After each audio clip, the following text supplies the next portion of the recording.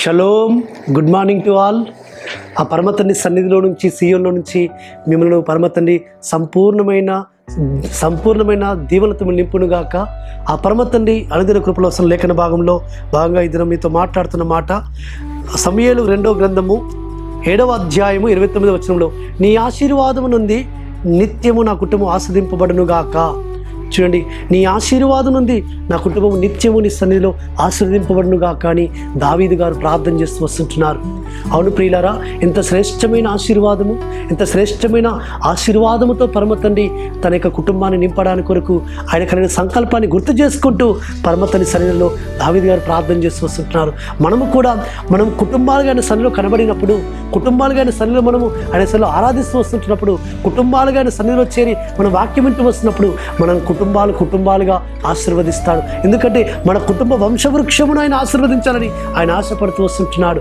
కాబట్టి అందుకే మనము పిల్లలతో, మన యొక్క కుటుంబంతో కలిసి ఆయన సన్నిధిలో కనబడినప్పుడు ఆయన ఎంతో గొప్పగా మనల్ని ఆశీర్వదిస్తాడు. సుమా, యెహోషువ గారు అంటూ వస్తుంటున్నారు, మీరు ఎవరిని సేవించినను నేను నా కుటుంబం అంతా కూడా యెహోవాను సేవించదము. కాబట్టి యెహోవాను సేవించిన విషయంలో, యెహోవాను గణపరిచిన విషయంలో, యెహోవాను మహిమించిన విషయంలో కుటుంబం కానీ సన్నిధిలో కనబడితే అది ఎంతో గొప్ప ధన్యత, ఎంతో గొప్ప బ్లెస్సింగ్, ఎంతో గొప్ప ఆశీర్వాదం. కాబట్టి అందుకే దావీదు తన యొక్క శ్రేష్టమైన ప్రార్థన ఏం చేస్తున్నా అంటే, అయ్యా నా కుటుంబం నిత్యం నీ సన్నిధిలో కనబడినట్లుగా నా కుటుంబాన్ని స్థిరపరచము, నీ ఆశీర్వాదం నుండి నిత్యం నా కుటుంబం ఆశీర్వదింపబడునుగాక. ఆయన ఆశీర్వదింపబడితే మన కుటుంబాలు వర్ధిల్లుతాయి. ఆయన ఆశీర్వదింపబడితే మన పిల్లలు ఉన్నతమైన స్థానంలో చేరుతారు. మన కుటుంబాలలో మన పిల్లలు ఉన్నత స్థానంలో చేరాలి, ఉన్నతమైన స్థానంలో వాళ్ళు జాబులు చేయాలి, ఉన్నతమైన జాబుల్లో వారు ఉన్నతంగా స్థిరపరచబడాలి అంటే ఆయన ఆశీర్వాదము కావాలి, ఆయన దీవెన కావాలి. దాని కొరకు మనం ఏం చేయాలంటే ఆయన సన్నిధిలో ప్రార్థన చేయాలి. కాబట్టి మనం కుటుంబాలతో, అనగా మన భార్య పిల్లలతో, మన తల్లిదండ్రులతో, మన రక్త సంబంధికులతో, మన తోబుట్టులతో అందరితో కలిసి కుటుంబంగా ఆయన సన్నిధిలో కనబడతాం. ఎంతో శ్రేష్టము, ఎంతో ఘనము, ఎంతో ధన్యత అది. కాబట్టి ఈ దినాలలో కుటుంబాలుగా ఆయన సన్నిధికి రావడం చాలా కష్టముగా ఉంది, కష్టమైన పని.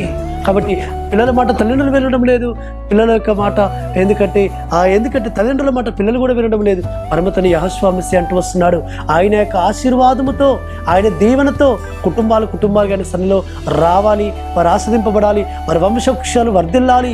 తద్వారా వారి వంశవృక్షాలన్నీ కూడా ఆయన సన్నిధిలో నిరంతరం వర్ధిల్లుతూ ఉండాలని ఆయన ఆశ ఉన్న సుమ. అటు విధంగా మనం కుటుంబాలుగా ఆయన సన్నిధిలో కనబడినట్టుగా ప్రయాసపడదాం, ఆశీర్వాదం పొందుకుందాం, ప్రార్థన చేసుకుందాం.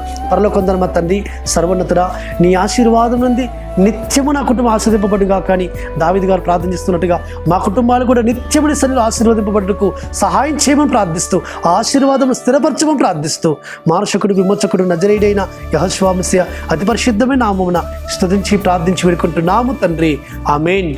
సర్వోన్నతుడు సర్వాధికారి యెహోషువ మెస్సీయా కృపా కనికరము, ఆయన ఆశీర్వాదము నిత్యము మన కుటుంబాల మీద ఆయన నిరంతరం ఉంచునుగాక. ఆమేన్.